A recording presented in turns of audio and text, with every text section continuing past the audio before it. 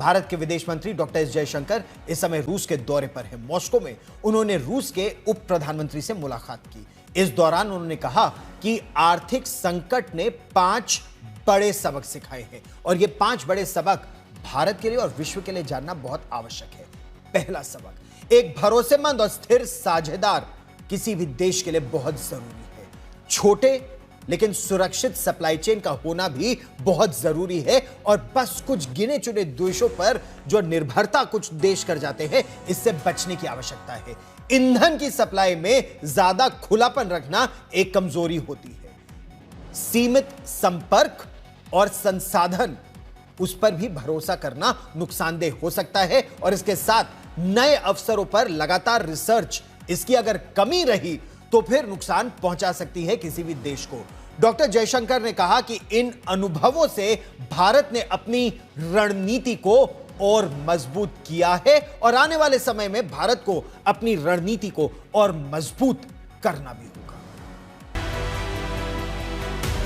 भारत अपने किसानों के, पशुपालकों के और मछुआरे भाई बहनों के हितों के साथ कभी भी समझौता नहीं करेगा।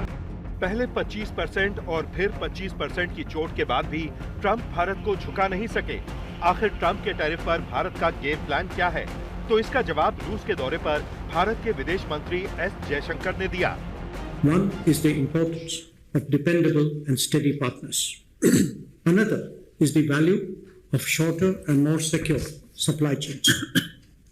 But third is the concern about over-dependence on a limited number of markets. A fourth are the vulnerabilities of being overexposed to a few supplies. A fifth is the reliance on narrow connectivity and limited logistics. And perhaps most of all, the cost of insufficiently searching for new opportunities, partnerships and domains. साफ है कि जयशंकर ने America और रूस का नाम नहीं लिया, लेकिन ये कह दिया कि दोस्त हो तो रूस जैसा भरोसेमंद और पार्टनर न हो तो अमेरिका जैसा जो बस मौके का फायदा उठाना जानता है। एस जयशंकर ने मॉस्को में रूस के प्रथम उप प्रधानमंत्री डेनिस मंटुरोव के साथ मुलाकात की। रूस के डिप्टी पीएम ने कहा कि भारत में रूस का तेल आता रहेगा।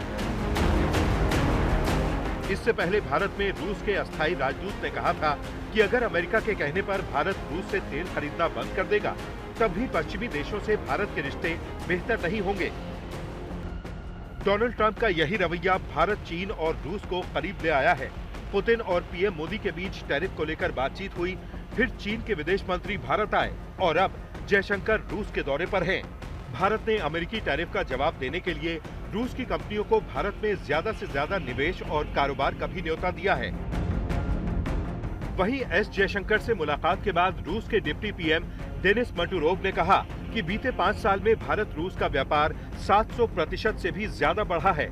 यही नहीं, भारत अब रूस का टॉप 3 व्यापार साझेदार बन गया है। टैरिफ पर तनाव के बीच रूस दौरे में जयशंकर ने याद दिलाया कि भारत की जीडीपी 4 ट्रिलियन अमेरिकी डॉलर से अधिक है और भविष्य में 7% की दर से बढ़ रही है। उसे रूस जैसे भरोसेमंद साथी से उर्वरक, रसायन और मशीनरी की जरूरत है ताकि वो और तेजी से तरक्की कर सके। वहीं मेक इन इंडिया के तहत रूस के पास भारत में निर्माण कर व्यापार को बढ़ाने का मौका भी है।